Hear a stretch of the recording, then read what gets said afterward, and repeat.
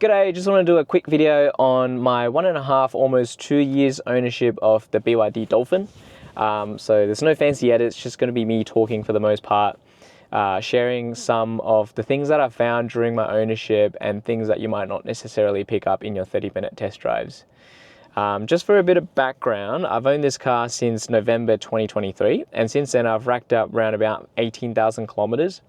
And to those people who said, oh, 18,000, that's nothing, come back to me when you've got 200,000. Well, what do you expect me to do? I'm not a professional driver, I can only drive so much, and I've had the car for less than 2 years. I mean, I suppose I can go to China and interview taxi drivers with 500,000 kilometers on their EVs. I might actually do that, but I don't know, come back and watch the videos in 20 years time and I promise I'll do a video if I've still got the car. But with that out of the way, let's start off from the outside. So the first thing I noticed is the black on the car. So the black on the roof, the black on the C-pillar, as well as the black on the bonnet is very prone to visible swirl marks. I'm not sure if you can see here, but especially the C-pillar here, because it's made of plastic. In direct sunlight, you can really see all the scratches and the swirls. So something to keep in mind, especially when washing the car, because these surfaces can get scratched very easily. And then moving down other tires, if you've watched one of my last videos on the impression of the Dolphin, you would know how rubbish these tires that initially came with the car. And I've actually had a bubble that was formed on one of the tires. So I basically just ripped them all out and replaced them with the Continental UC7, so the Ultra Contact. And the differences are night and day. So these tires are so much grippier, you'll be able to put the power down to the ground with so much more confidence, especially in the wet. So if there were one upgrades to make with the Dolphin, I'd highly recommend upgrading them tires, because it really changes how the car drives.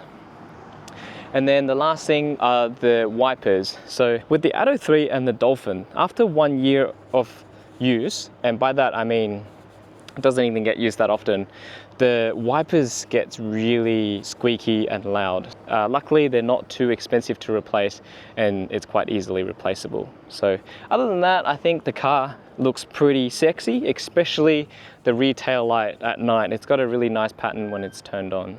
So onto the inside. These seats, absolutely love these seats. They're super comfortable, super supportive, so there's no complaints there.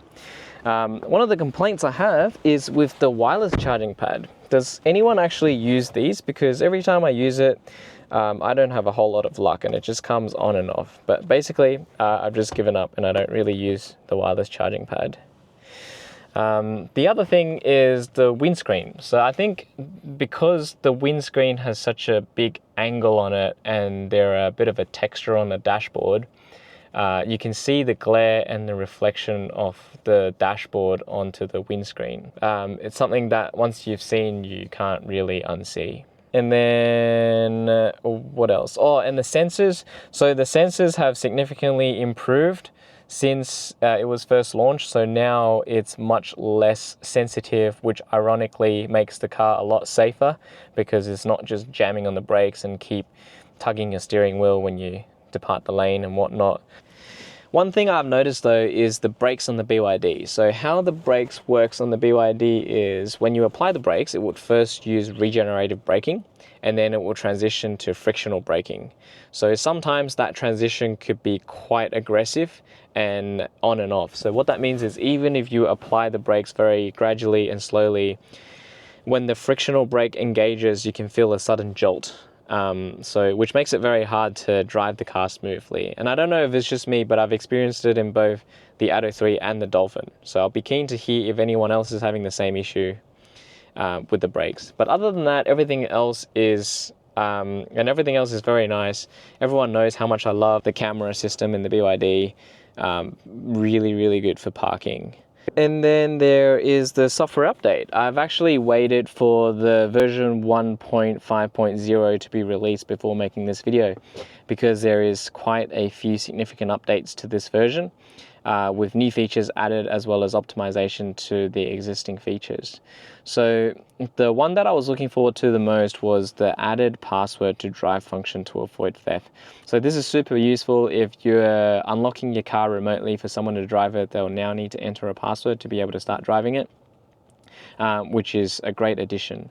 The other one is the lane departure assist switch on the convenience bar. So now that the sensors has been dumbed down quite a lot, I don't actually need to turn it on and off as much as I'd used to, because in the past when the sensors were really sensitive, it's actually much safer just to turn that off. But nonetheless, it's still good to have that easily accessible and you can switch it all around. And then a few added features, and I think the other one that I was looking forward to was the added multiple apps in the BYD stores. So the two apps that I know of, which is Zoom and YouTube, neither of which I use. Well, at least not in the car, so it doesn't really add a whole lot of value for me. The feature that I was hoping would come through the software update is the digital key. So I know with the 2025 Dolphin, they now have the digital key in the app. So effectively, you can use your phone as an NFC card to lock, unlock, and drive the car.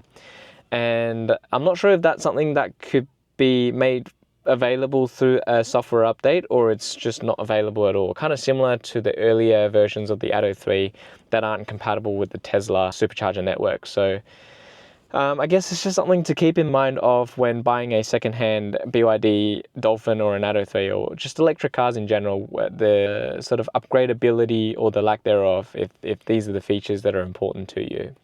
Other than that, there are actually a couple of issues where the rear washer jet and the aircon has stopped working on separate occasions, but they've stopped working. So I took the car in for a BYD service, and they've done a bunch of scans and diagnostics on the car, and they weren't able to find what the issue was. And they said they needed to do a little bit more diagnostic, to which I said, yep, that's fine. Have the car for as long as you need, find out what the problem is and have it fixed, whatever.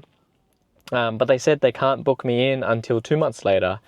To which I was thinking, and this was, mind you, this was in the middle of summer. So basically, the car without the aircon is not drivable. But yeah, I was a little bit taken back that they didn't have a sooner available slot with a loaner car that I could book myself in. Anyway, I ended up going to a different service center where they had a loaner car and a slot available slightly earlier, but it was still a couple of weeks away.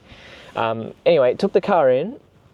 They had it for a day, and they did a bunch of scans, and apparently they did a hard reset or the hard reboot of the battery, and everything just started working again. So not exactly what the source of that issue is, but they were able to fix it within a day, luckily, without having to replace any parts. So but you know, at the end of the day, it is technology, and things like this happens. And when you buy an electric car, you kind of sign yourself up to these things.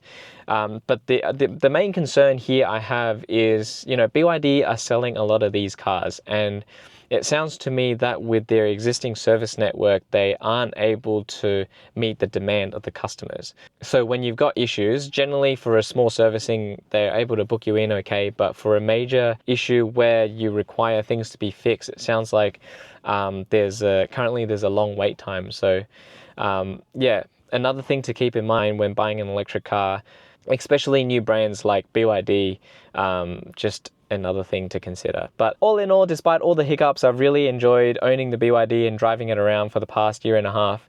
And I think for $30,000 to $40,000, it's really hard to beat, and it's probably the best value for money you can get at the moment.